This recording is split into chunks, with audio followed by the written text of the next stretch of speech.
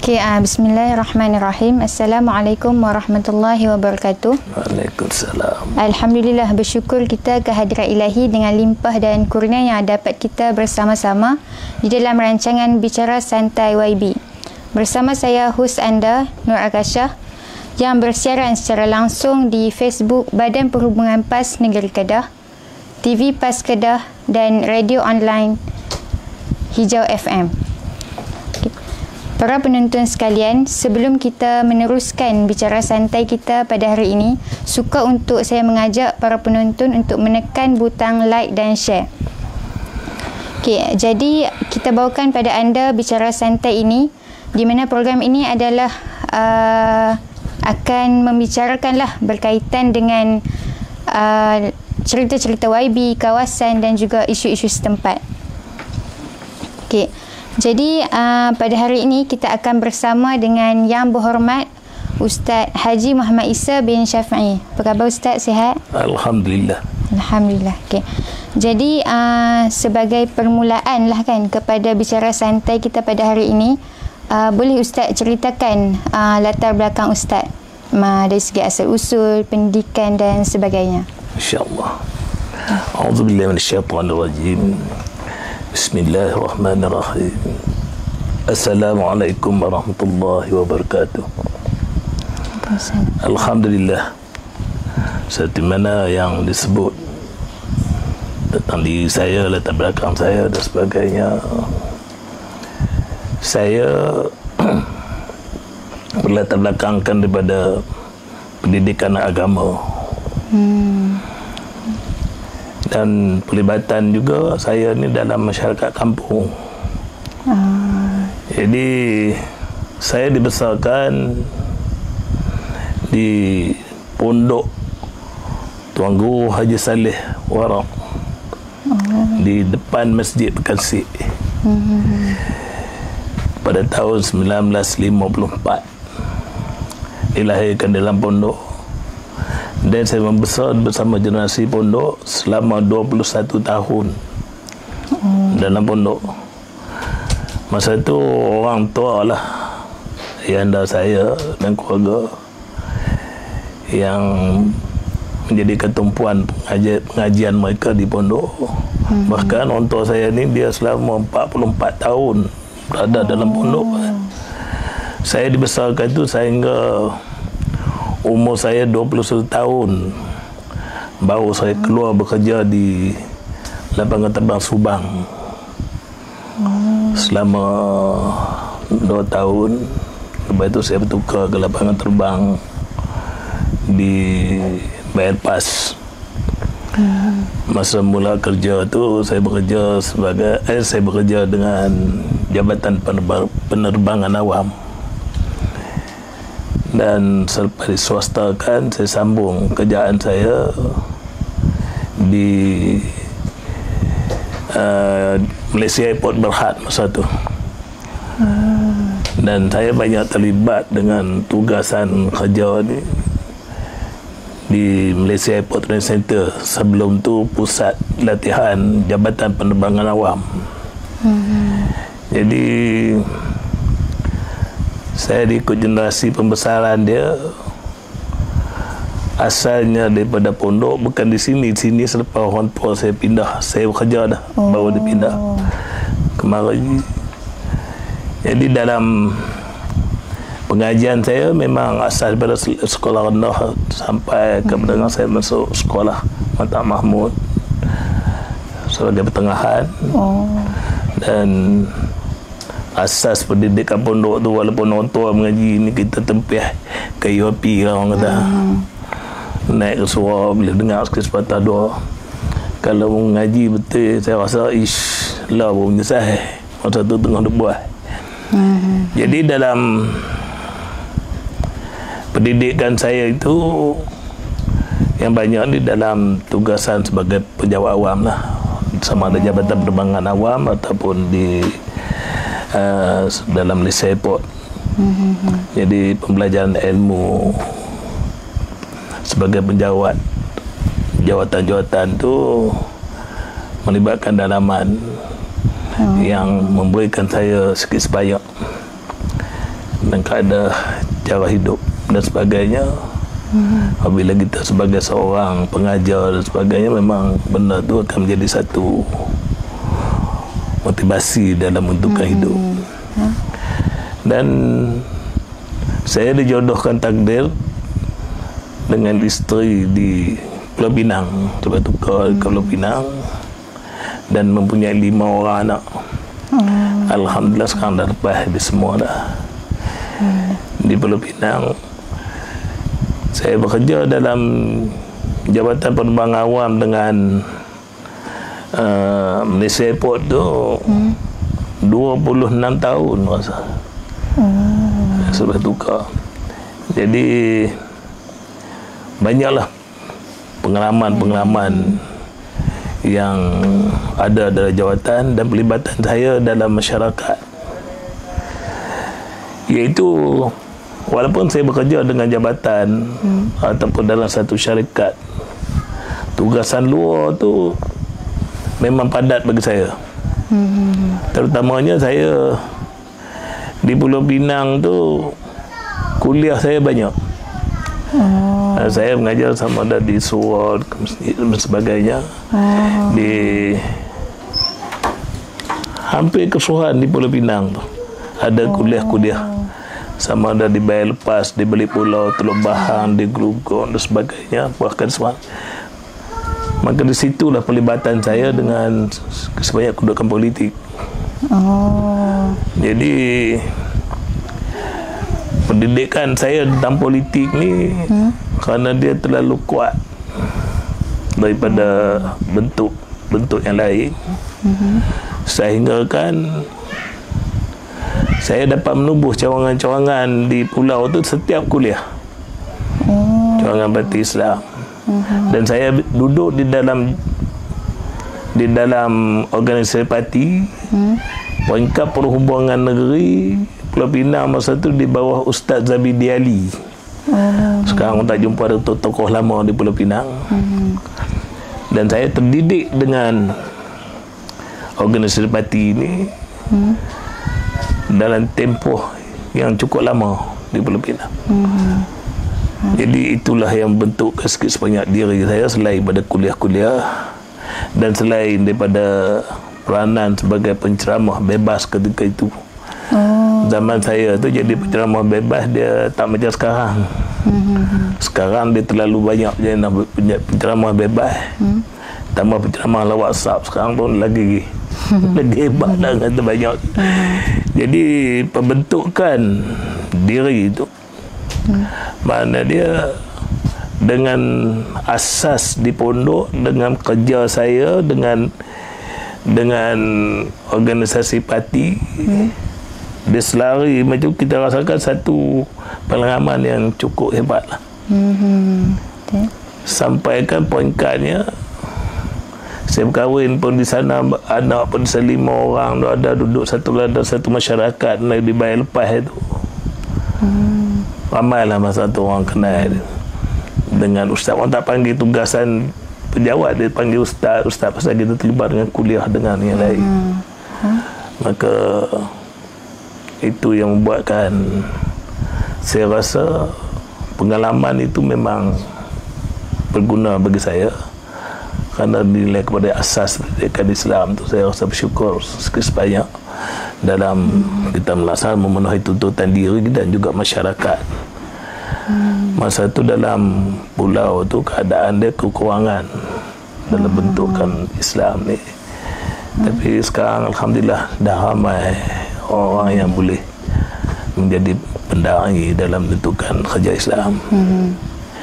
Dan sehingga kan saya pengalaman pada dasar itu, sehingga kan kemampuan dan kebudayan ini dinilai oleh organisasi, pimpinan organisasi. Waktu saya bekerja tu ditawar untuk bertanding di sini.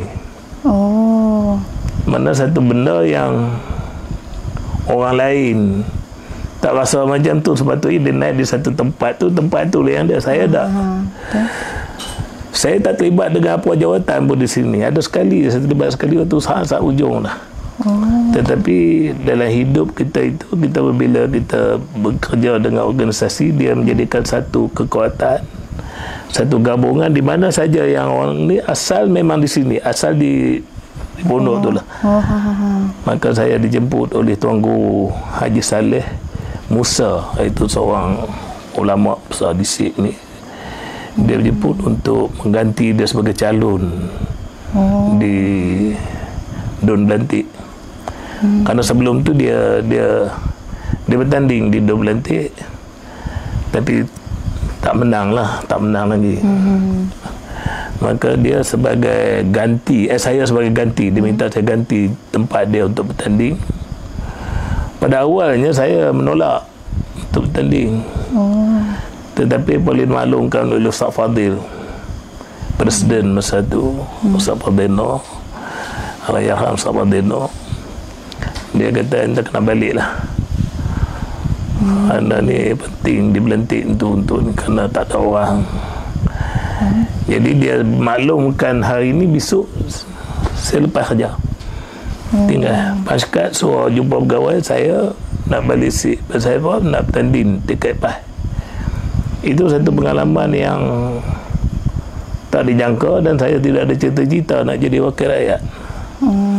Tapi buat kerja untuk Islam. Takdirnya tu respon orang tu bukan kata di BLPAS. 24 tahun saya duduk BLPAS. Tapi orang ni yang kita balik ketika bercuti, ketika kita balik program parti itu, orang nilai kedudukan. Maka saya diamanahkan untuk bertanding pada tahun 1999. Itu gambar dia, yang mana usia saya ialah 45 tahun. Tengah kerja konti 45 tahun, balik bertanding.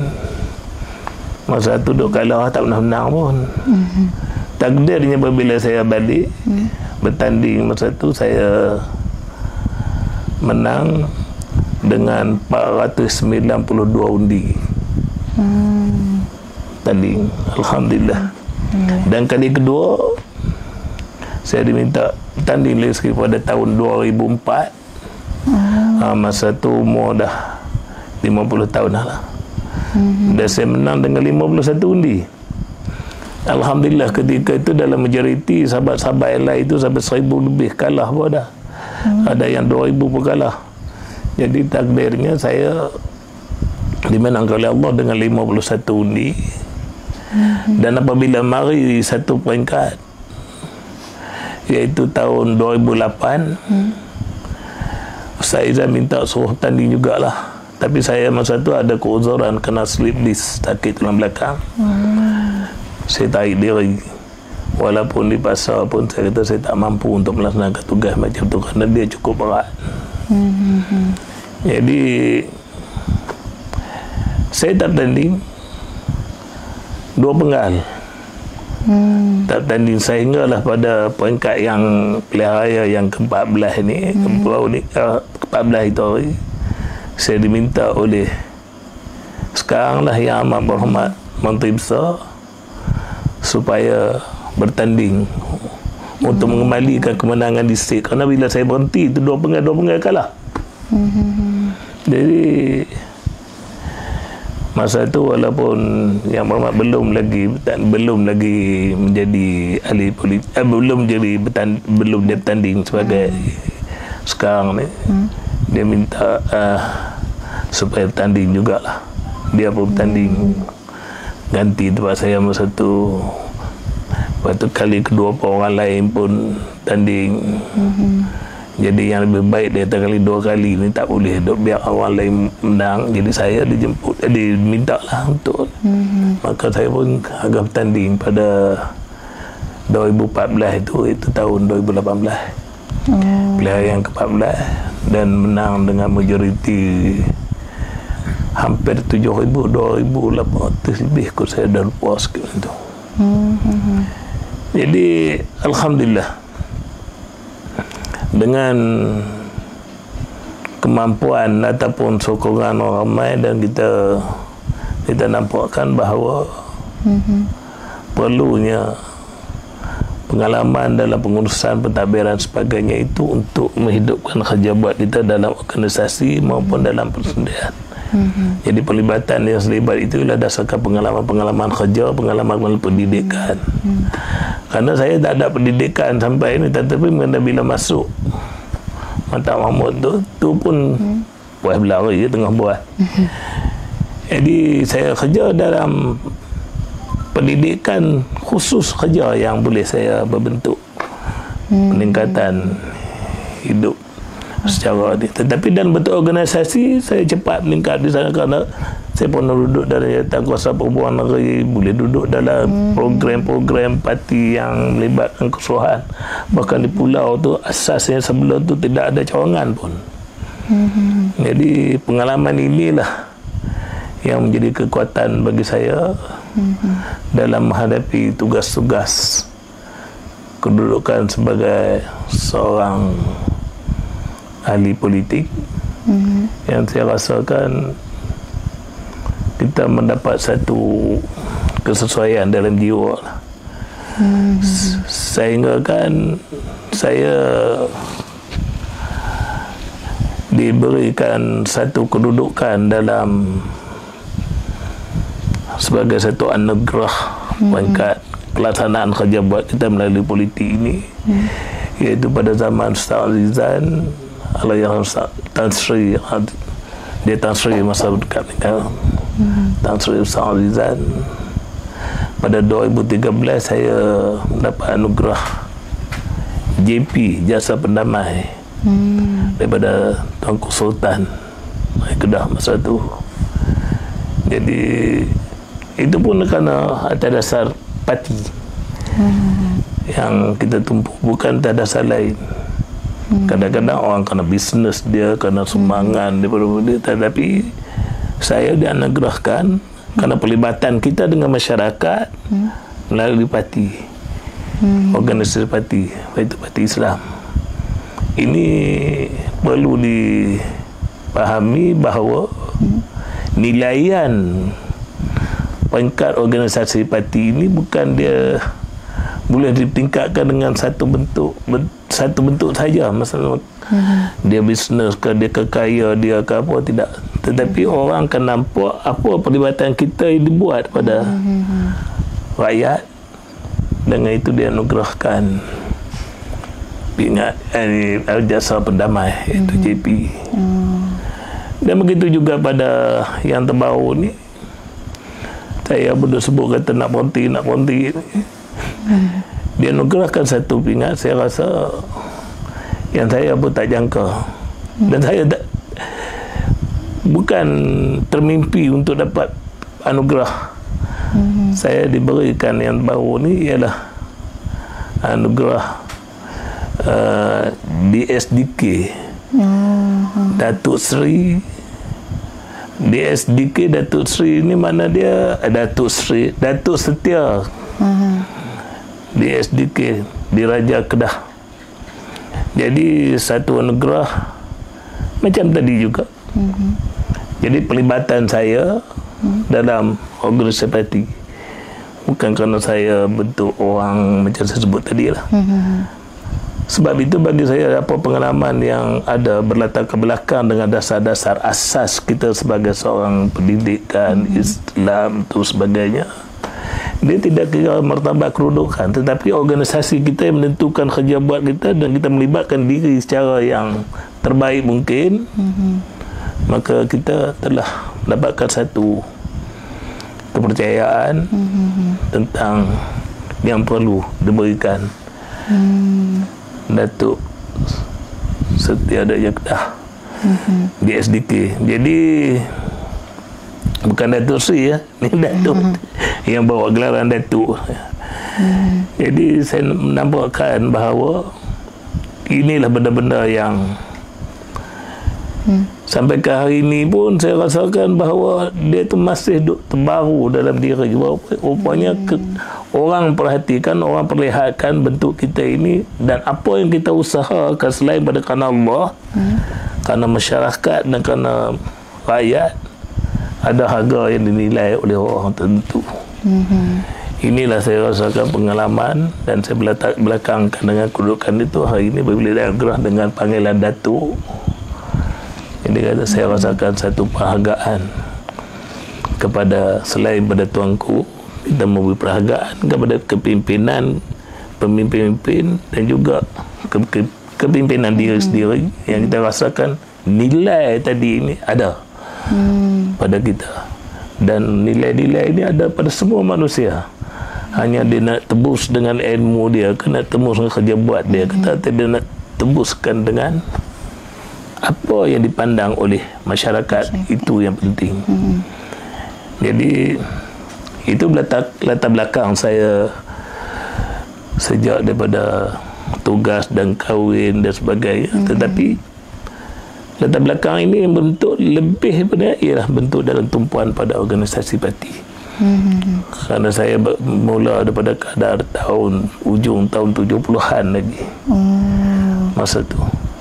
Jadi yang banyak saya latar belakang hidup saya ini ialah dengan parti. Selain berkeluarga lah, yang melibatkan masyarakat sepenuhnya. Itulah sikit saya boleh ceritakan duduk latar belakang saya sampai ke hari ini. Allah Alam. Okay. Jadi terima kasihlah kita ucapkan kepada YB di atas perkongsian berkaitan dengan latar belakang yang boleh diambil tahulah oleh para penonton kan. Okay. Jadi banyak lagi kupasan-kupasan yang akan kita kupaskan dan kongsikan selepas ini. Kita berehat dulu seketika, kita jumpa lagi selepas ini.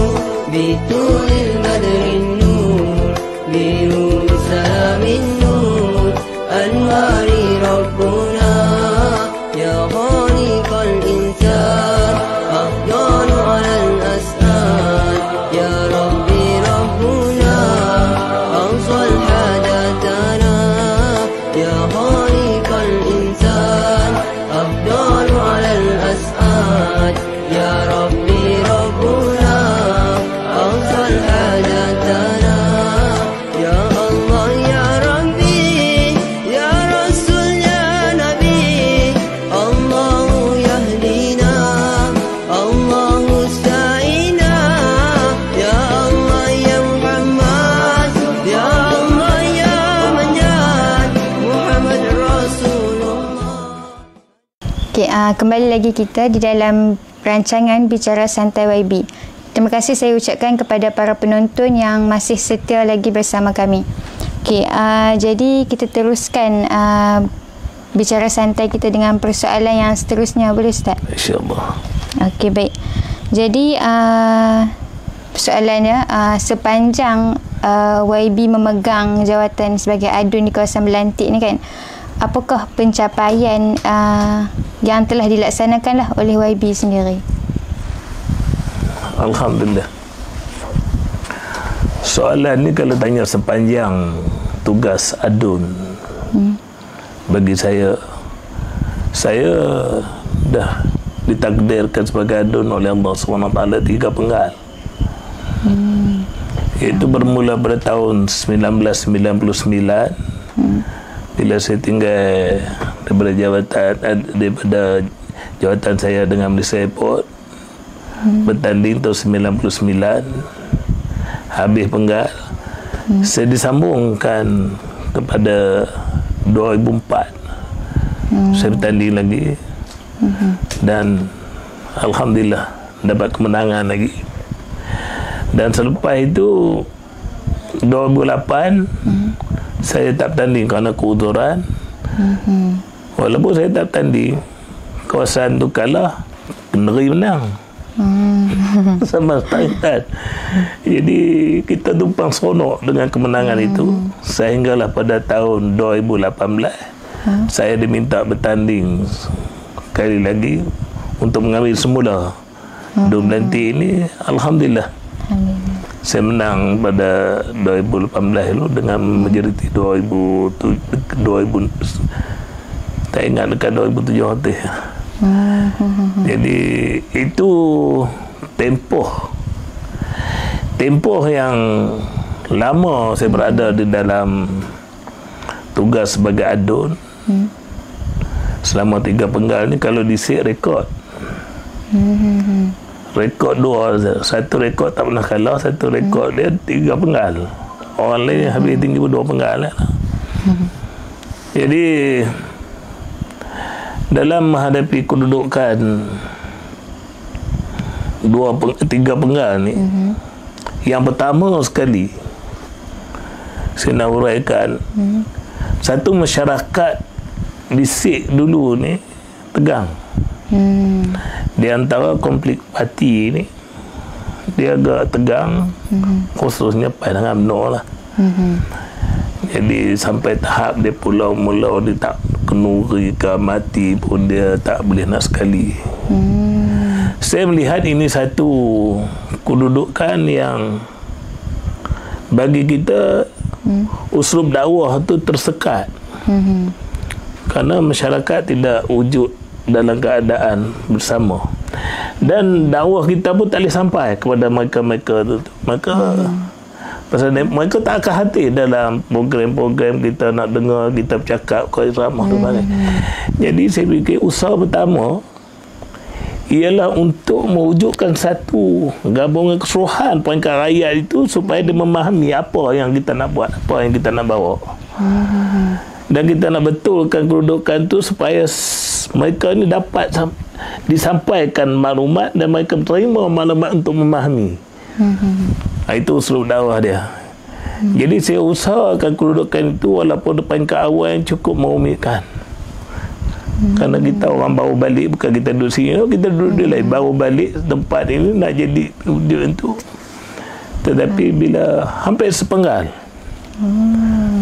kita dapat menyatukan, lepas itu kenuri kenara pun dah bercampur, mati sakit dengan keluarga pun dah bertaut, maka di situlah usaha kita menampakkan bahawa satu keceriaan masyarakat yang boleh kita sampaikan, imej perjuangan dan sebagainya.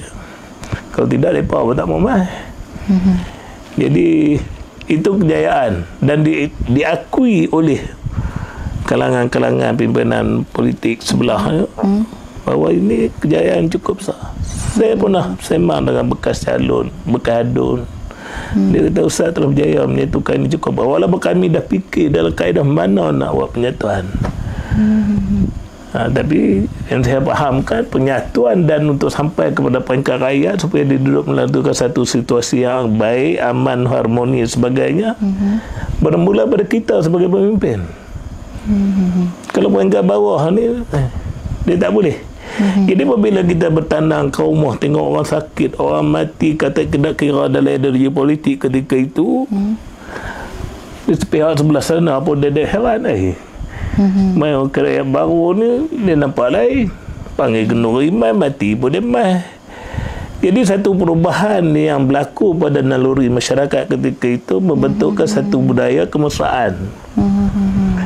Itu yang saya berjaya. Tapi tempoh dia hingga 1 penggal.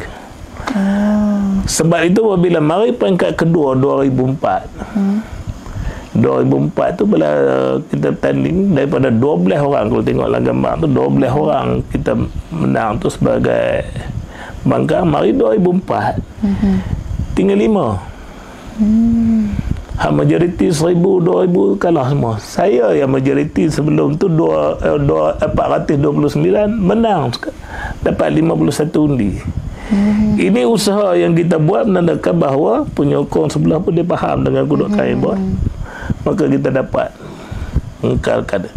Jadi ini benda yang pertama, iaitu dapat membantu masyarakat ni supaya dia mengenali apa yang kita buat. Setidak-tidaknya walaupun dia jauh terpinggir sikit dengan kedudukan organisasi parti, tetapi dia boleh menampakkan bahawa faktor peribadi seseorang calon tu dia rasa dekat dengan dia. Jadi bila dia rasa macam tu, inilah satu kemenangan sebenarnya. Sehingga kan saya rasa apabila saya tinggal 2 penggal tak bertanding, di saat akhir orang lain semua bayar calon, isu lusa nak buat nak gerak nak nama calon, saya tak sempat nak kempen untuk ni. Tapi takdir yang kita tinggal 2 tahun, orang akan nampak ini Ustaz Muhammad, secontoh lah ini dia. Jadi faktor calon itu menentukan kewibawaan kita itu diterima. Jadi dipermudahkan dalam usaha bentuk untuk menghadapi pelahaya. Jadi ini satu kejayaan bagi saya lah di dalam kedudukan sebagai dua penggal. Kerana masyarakat di Sik ni dia berbeza nak berbanding dengan keadaan masyarakat yang lain. Jadi masyarakat di Sik ni ialah satu masyarakat yang agak tawaduk. Tawaduk ni merendah diri. Kalau dulu kalau orang luar mai ke kerajaan pergi di rumah, apa yang ada dia bagi. Mutan Qadariyah dia buat kata penuh. Jadi masyarakat yang perlu didekati dengan cara yang baik, dengan cara yang harmoni. Pasal mereka terlalu tawaduk, bukan orang yang terlalu rendah diri. Itu yang saya dapat daripada keadaan tu. Saya cuba fokuskan bentuk macam tu dalam kalangan masyarakat. Kita berkawan daripada muda, pertengahan sampai orang tua-tua pun kita boleh pergi tepuk bau. Dan mereka pun bila kita tepuk bau macam tu, mereka pun tepuk kita dengan peluk sekali. Ni orang tua umur 7-80 tu, dia tahu tu dia yang berlaku kita buat itu dalam tempoh yang saya adalah dalam bentuk masyarakat itu untuk kesedaran satu dan mengharmonikan dalam itu. Okay. Jadi berdasarkan apa yang Ustaz ceritakan kan, dan juga apa yang kita sedia maklum lah kan, kawasan Melantik ni merupakan kawasan luar bandar lah kan, betul kan? Okay, jadi apakah isu-isu ataupun permasalahan yang selalulah masyarakat setempat ni bangkitkan kepada YB? Alhamdulillah, saya ingin tumpukan sedikit fokus utama dalam persoalan ini. Di Melantik ini kawasan yang paling miskin di Kedah. Dia kalau kita tengok di dalam pembangunan, ialah siapa yang datang sini dia tahu apa nak dibandingkan dengan Baling sekarang. Lepas tu nak dibandingkan dalam kawasan Padang Terak pun dia dah dekat dengan bandar Air Lostar dan sebagainya. Dan dia pula laluan utama ni, orang boleh sampai tak jauh. Sedangkan Baling pun dah. Tapi di sini dia satu lokasi yang terasing. Daripada pembangunan dan sebagainya, tapi walau bagaimanapun usaha-usaha untuk membangunkan peringkat dari tempat berdaerah di sini ataupun DUN di dalam sini sedang dijalankan sekarang. Dan insya-Allah kita akan dapat melihat sebanyak pembinaan projek-projek macam Hafiz pun kita akan buat, macam pejabat zakat pun sekolah, tapi dia akan buat binaan. Dan begitu juga perubahan peringkat jeneri dan DUN dalam daerah sini pun dah ada perancangan-perancangan untuk dibangunkan. Alhamdulillah. Itu dalam usaha ke hari ini kita menampakkan ada satu usaha yang nak diketengahkan dan sedang diketengahkan pembinaan dia. Dia selain pada miskin, yang mana dalam kedudukan rakyat di Sik ni boleh dikatakan 80% sampai 80% semua penuh getah. Dia tidak ada bendang padi yang luas-luas, hanya sekadar sekelung dua tu. Sekarang pun baru bangunkan semula sikit. Dia tak ada padi. Dia kebun getah. Dan hasil getah inilah yang menyarakan mereka suatu partai. Dan ada yang tidak mempunyai getah tu, yang berhampiran dengan pinggir-pinggir bukit atau hutan, dia cari sikit sebayang hasil hutan untuk sebagai makanan. Begitu juga dalam tasik-tasik yang ada sungai dan sebagainya, ada juga yang usahakan dia pada tasik-tasik untuk cari ikan dan sebagainya sebagai satu untuk saran hidup. Jadi kalau kita nilaikan kedudukan macam tu, nak bandingkan dengan kawasan-kawasan yang lain yang ada berniaga, yang ada dengan jawatan kerajaan, yang ada dengan kedudukan kemudahan untuk mencari duit, jual kuih ke jual apa.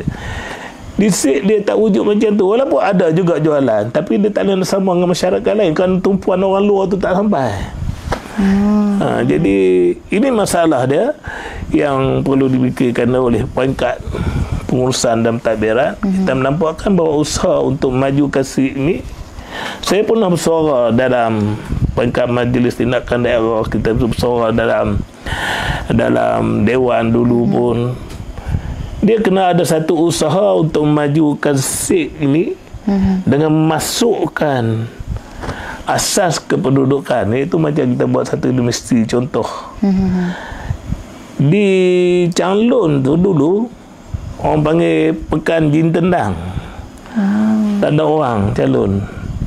Tetapi bila diwujudkan UUM, maka inilah dia menampakkan satu kebangkitan yang cukup pesat dengan pembesaran bandar dia, pekan dia tu, dengan kedudukan masyarakat segi ekonomi, dia boleh mencari rezeki. Jadi penumbuhan pembangunan di dalam bentuk universiti ke sekolah, MSRM ke, ini yang boleh ambil orang luar kemari, dan masyarakat ni dia akan naik dalam bentuk ekonomi dia. Kalau tak wujud macam tu, tak boleh. Itu asas utama dalam membentukkan masyarakat dia. Kita usaha dah macam tu dalam, tapi insya-Allah ni MRSM pun dia akan buat, kerana kita ni satu lagi itu iaitu kilang. Kilang yang untuk nak bangun tu, saya pun ada ke dalam perbincangan dengan ni untuk wujudkan kilang. Macam di sini nak banyak buluh, kita boleh buat kilang buluh. Buat tahun 2004 dulu saya telah bersuara dalam masyarakat itu sebagai pembangkang ketika tu. Saya mintalah supaya kerajaan fikir dalam masalah menseimbangkan kemiskinan bandar dan luar bandar ni, kerana luar bandar dia tertekan dengan keadaan untuk mendapatkan kesenangan hidup dia, dalam kemampuan hidup dia tu, iaitu asas ekonomi selain benar-benar kita. Jadi kalau kilang boleh masuk, anak-anak orang menoreh ni dia boleh cari makan sara ibu apa. Tapi hari ini dia anak-anak ni dia pergi kerja di Penang, dia pergi kerja di Kulim. Mana dia cari kemampuan di situ. Kadang-kadang yang ada di SIG ni, dia nak pergi kerja di Kulim, dia bangkit pukul 4 pagi. Pukul 5 baru dia naik bas pun semua pergi sampai pukul 6 semua masuk kerja. Bila dia balik pula pukul 4-5 petang tu, masuk naik kereta lagi, bas lagi, balik sampai ke rumah sampai 10 malam. Malah dia pergi tu dengan bulan, balik pun dengan bulan. Tak ada tengok matahari, duduk dalam kilang. Saya kata apa salahnya kita wujudkan di SIG? Maka dia jawab oleh seorang esko ketika itu. Dia kata kita tak boleh ambil kerana pelabur dia nilai masalah iaitu kos transport. Saya bangkit balik. Saya kata kos transport bukan satu alasan. Kerana kalau sekiranya gaji di Penang kita bayar RM5-60, kalau mai buat kilang di SIG kita boleh bayar separuh, 30 atau 40. Boleh tampung kos. Masalahnya kenapa kita tumpukan hanya sekadar bandar sahaja? Ini usaha yang untuk memantapkan kedudukan di tempat-tempat terpencil dalam kampung tak wujud. Inilah usaha saya cuba ni tengok untuk kita wujudkan kedudukan yang seimbang. Kilang pun selain daripada Kulim high-tech tu, kita bagilah satu yang lain. Kadang-kadang boleh dia bersalurkan tempat-tempat pedalaman supaya rakyat tu dia tidak keluar daripada kawasan tu. Dia bangun bersama dengan ibu bapa dia, dia kerja boleh duduk semua. Sekarang ni kadang-kadang di kampung dia tinggal habis pergi keluar, tinggal kebun dengan pak dia umur 80-90. Nak buat kerja apa? Nak menoreh, tak larat. Bila tak menoreh, nak kena minta duit ke anak-anak, kata gaji dia pun tak. Jadi mana dia benda-benda yang ini perlu dipikirkan oleh pengurusan supaya kita dapat membentukkan satu budaya yang boleh memberikan kemesraan antara keluarga dan juga budaya kekampungan kita terwujud dengan kerja yang sebenarnya. Jadi satu bentuk yang kita rasakan bahawa ada ciri-ciri yang boleh kita nak selesaikan masalah kemiskinan dan sebagainya. Tapi kita rasa insya-Allah dengan pembangunan yang dibuat oleh kerajaan negeri hari ini, dengan plan dan perancangan dia, kita nampak kita akan berjaya dalam keadaan itu. Bila pelaburan masuk, kita pergi buat di dekat sempadan dah dengan 2-3 projek. Orang lu dekat orang lain, tapi mana ini dia akan sampai peringkat masyarakat yang kita harapkan dia akan memberikan satu pencerahan kepada mereka tentang kerja dan tanggungjawab. Jadi itulah sedikit sebanyak yang kita dengar kan, permasalahan ataupun isu-isu yang dibangkitkan oleh masyarakat setempat di sini, dan juga usaha daripada YB sendiri untuk menyelesaikan permasalahan tersebut kan. Jadi kita sudah hampir kepada penghujung rancangan bicara santai kita bersama YB pada hari ini. Sebelum kita mengakhiri bual bicara ini, sukalah untuk saya bertanyakan kepada Ustaz kan. Jadi apakah harapan yang ingin Ustaz bawakan di ADUN ni sendiri? Alhamdulillah. Dia harapan buat ADUN tadi saya cakap tak langsung terjawab sikit dalam urusan tadi. Tetapi yang perlu saya tambah sikit di sini ini, iaitu kedudukan ADUN tadi. Saya tak dapat cerita, tak menceritakan kedudukan yang lebih ditumpukan hari ini, iaitu dalam DUN Melantik ni. Dia bukan saja orang miskin yang ramai di sini, bahkan kawasan yang luas di Kedah, kawasan Melantik, dia luas di Kedah, dan kawasan yang tak pernah kering dengan bencana. Jadi dia sentiasa berhadapan dengan bencana alam, sama ada ribut ataupun banjir. Kerana banjir di sini baru 2-3 hari baru ni, 200 rumah lebih tu Melantik. Kerana dia duduk di ulu, air yang melimpah banjir itu ialah air layu. Dia tak macam belah kola air slow. Dia walaupun dia tak lama banjir, tetapi dia dapat menghanyutkan rumah, dia menghanyutkan balak sampai sangkut di rumah. Jadi apabila berterusan hujan dan banjir, orang yang rakyat di Melantik ni dia bergantung pada Menoreh Getah. Saya ambil rekod orang yang boleh Menoreh Getah sebulan sebelum puasa, orang boleh menoreh dalam seminggu lebih di Melantik. Mari puasa dia dapat lebih kurang sama. Tapi kalau lepas puasa dia nak masuk 2 bulan dah hari ini, dia masuk, saya rasa kita tak terima dia Getah lagi lah. Jadi kadang-kadang tu kita kalau mari pun nak jual, tak payah bagi 2 lah, ambil dah. Kita faham mereka dapat dalam 100-200 nak hidup dalam sebulan. Itu boleh, kalau dia tak boleh, dia boleh menoreh dalam 5 hari, 6 hari, dan bagi 2 orang toke lagi, tak ada apa-apa. Jadi ini satu benda yang kita rasakan bahawa sudah menjadi tradisi. Macam saya dah lama penggal. Makna dia tak boleh nak lari daripada kita beri sumbangan. Macam baru ni kan, kemarin dulu ni 200 lebih yang rumah hanyut pun ada, yang lembu mati pun ada, tak boleh nak selamat, tenggelam habis.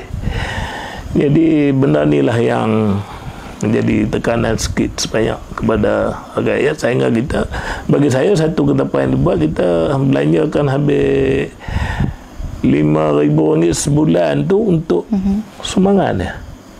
Sama ada kemarau atau hujan, benda ni mesti ada dalam stok. RM5,000 tu mana ada kita beli beras, beli apa, beli gula, kopi, bus tu siap-siap kita ada. Benda ni mesti ada. Pasal yang mari jumpa kita tu bukan berlakon, ada orang seorang tu berlakon, itu cerita lain. Tapi sebenar-benar dia manusia yang hidup Melantik ini, bila sampai tahap tu kalau tak ada menoreh, memang mereka ini orangnya tu. Tapi takdir sikit sumbangan baru ni ada dapat ni duit ni boleh gagah lah. Tapi nak dapat duit apa, duit ni lah, saya dah dapat 100, dah dapat 200. Jadi dia bukan satu janjian yang tepat dalam kerja, dalam pemberian tu. Jadi ini masalah yang belum lagi selesai, dan kita nampak kedudukan dia lah yang mengharapkan bahawa kena selesaikan masalah. Karena kita tak boleh nak menyelesaikan masalah banjir. Banjir itu memang rumit. Hari ini bagi saya ada 3 tempat rumah yang sungai dia lebih kurang dalam 5-60 kaki sekarang dah depan tangga. Tunggu banjir untuk bawa. Jadi ini berlaku di Belantik. Nandakan bahawa kesedaran ini mesti wujud di kalangan masyarakat, juga pimpinan kesusahannya, bahawa benda-benda ini dia sedang duk tunggu. Jadi kita, bagi saya, inilah sebenarnya di Dom Belantik. Dengan keadaan nak menoreh, tak boleh dah 4 bulan dah hari ini. Jadi kadang-kadang tu bila kita buat korban, buat apa, ada di kalangan orang Belantik nak rasa daging fresh dia, korban. Kalau sebelum kalau tak ada itu dia tak ada nak beli. Sekarang sekilo 40 lebih. Jadi inilah apa yang ada dalam masyarakat Dom Belantik hari ini. Jadi tahap tu saya tak kata ke semua, tetapi di kalangan asnaf, di kalangan orang miskin ada sampai tahap macam tu. Persatu dulu dalam ada yang masuk kata mikura jual apa semua memang berlaku dalam bentuk-bentuk ni. Kadang-kadang dia nak pergi hujan pergi bukit pun tak boleh, nak pergi naik tak ke tasik cari ikan jual pun tak boleh. Realiti dia hari ini kita berhadapan dengan keadaan macam tu. Jadi alhamdulillah kalau kita pimpin bersedapnya tu, rakyat tu dia faham tentang kedudukan kita. Dia orang yang rendah hati, tapi dia tak akan protes. Dia, walaupun ada 1-2 suara tu, tapi kalau dalam kedudukan sebenarnya rakyat dia faham, terima dia. Itu saya bersyukur dan puji kedudukan rakyat Belantik. Walau kadang-kadang saya tak sihat pun, saya tak turun kerap dalam pasal kita dalam keadaan kronik yang kuat. Jadi itu yang realiti masyarakat Belantik. Hanya kita berdoa sama untuk perubahan dan ada peningkatan. Tapi insya-Allah dalam ke depan ini mungkin ada strategi yang akan kita atur untuk membangun peringkat-peringkat yang menerima risiko. Sekian, wallahualam. Okey. Jadi itulah kupasan-kupasan dan juga perkongsian yang telah dikongsikan oleh YB sepanjang bicara santai kita pada hari ini. Okay, jadi saya ucapkan terima kasihlah kepada YB di atas kupasan-kupasan tersebut. Okay. Kepada para penonton sekalian, kita mengharapkanlah agar apa yang dikongsikan dan diterangkan sepanjang bicara santai kita pada hari ini dapat diambil perhatian dan juga sokongan daripada semua pihak dalam kita nak mencari titik kesejahteraan, khususnya kepada masyarakat Belantik dan juga secara umumnya kepada rakyat negeri Kedah sendiri. Okay, sekali lagi saya ucapkan jutaan terima kasih kepada YB kerana sudilah hadir bersama kita di studio pada hari ini. Okay. Jadi kita lihatlah penjelasan apa yang telah dijelaskan oleh YB kepada rakyat tentang apa yang telah dilakukan, sedang dilakukan dan akan dilakukan oleh YB kepada kita semua, insya-Allah. Okay. Jadi kepada para penonton, kita sudah sampai ke penghujung rancangan. InsyaAllah kita akan bersiaran lagi pada waktu dan hari yang sama bersama YB jemputan kita yang seterusnya. Okay. Jadi jumpa lagi kita di dalam rancangan Bicara Santai bersama YB. Sampai di sini saja. Assalamualaikum warahmatullahi wabarakatuh. Kedah sejahtera nikmat untuk semua.